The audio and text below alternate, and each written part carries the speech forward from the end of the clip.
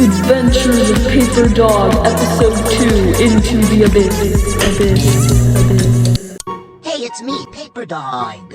Today I'm going to show you how light behaves differently when it encounters water organisms and other such materials at different depths. As you can see right now, we are at the surface of the water.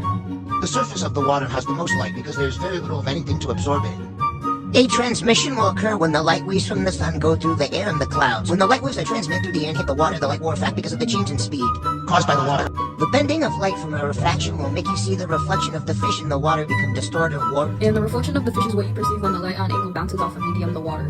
Aha, here's the diagram I made. As you can see, the normal line goes through the surface if the light is shown directly to the top, you see it normally, which is a transmission. But since the water in the Mariana Trench is constantly moving, never flat, the light waves from the sun come up in all types of different angles. Now that you know this, let's explore the different depths of the Mariana Trench.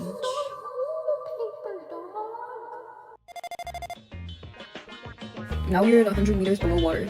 As you can see, at 100 meters below water, a lot of light has been absorbed by the surface water. The sea creatures down here are also different and not as bright as the fish as the surface. When you go down deeper into the ocean, there also isn't much reflection since there isn't a surface to bounce off of. The refractions in the water also lessen because there is less light, so the bending of light will also decrease. One more thing to note is that the coral looks less bright than on the surface, so you will perceive the coral is darker. Now let's move on to 500 meters in depth of the ocean.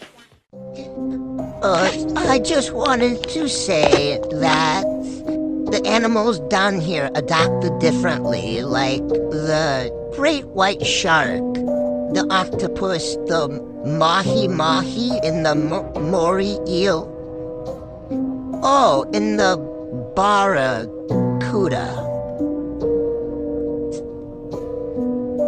And you can see, compared to the fish on the surface, they are a lot different since they had to adapt to, like, water pressure, the darkness, etc. Yeah. Now, just like I explained, the sea creatures down here are also different because we have a vampire squid and a jellyfish. This is about the same thing as 100 meters in depth of the ocean. Except, obviously, it's darker down here. There's less reflections, there's a little light available here, and transmissions will be minimal. You might also see bioluminescent and animals down here. But for my examples, I'll just use vampire squids and jellyfish. I forgot to mention this earlier, but when you go deeper into the ocean, the temperature range also changes because when you absorb sunlight, when it absorbs sunlight,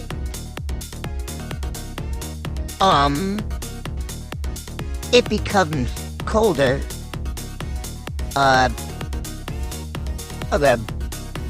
I meant the ocean, but when the ocean absorbs the heat from the sun, there's also less heat to absorb the sunlight. It becomes colder, so the deeper in the ocean you get, the colder it gets too.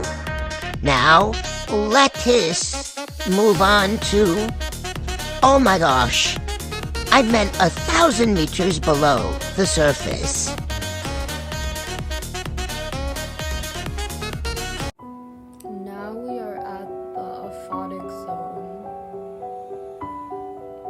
There is absolutely no light that reaches here, and therefore no reflections or refractions will occur. You will have transmissions though because of the light from the bioluminescent creatures that absorb light and re-emit it from their bodies. Now that you've seen this, we can conclude the aphotic zone is very different from the euphotic zone because of the light being absorbed and how other scientific concepts are affected because of the absence of light.